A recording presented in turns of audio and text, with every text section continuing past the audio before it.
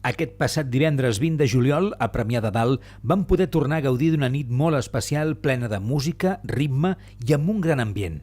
El bon temps ens va acompanyar de nou i va fer que els jardins de Can Figueres estiguessin abarrotats amb gairebé 500 persones. Tot un èxit novament. Home, la veritat és que m'ha sorprès perquè hi ha molt ambient, a més hi ha molta gent, falta una hora per començar i això està ple. És normal, perquè s'ha fet publicitat i si tots els artistes, com he dit abans, tots els artistes que actuen doncs són com aquests d'aquesta nit, vull dir, l'aforo està superat cada dia, això és evident. Aquesta setmana els assistents van poder gaudir de la música dels A Contrablues. La banda, que ja ens ha sorprès en diferents ocasions, va tornar a Premià de Dalt per oferir-nos una nit màgica. Aquest cop, però, ho va fer amb un convidat especial, el pianista barceloní Lluís Coloma.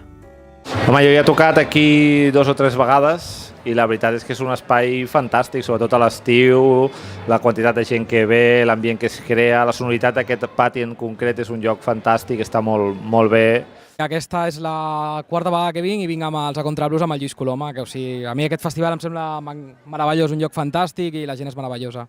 Una actuació estel·lar on es va combinar el talent d'una de les bandes de blues més reconegudes d'arreu d'Europa amb la virtuositat al piano d'un músic i compositor que combina el blues i el jazz amb les seves influències musicals catalanes.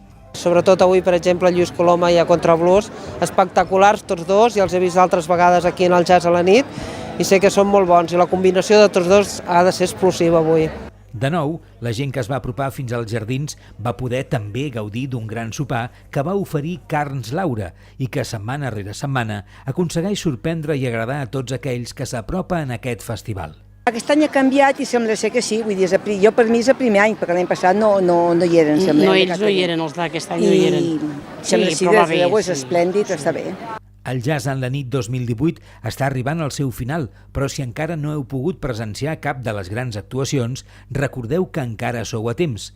El proper i darrer divendres de juliol, el festival tancarà l'edició d'aquest curs amb una de les apostes d'enguany, els Aurora, un grup format per diferents talents musicals sorgits del taller de músics.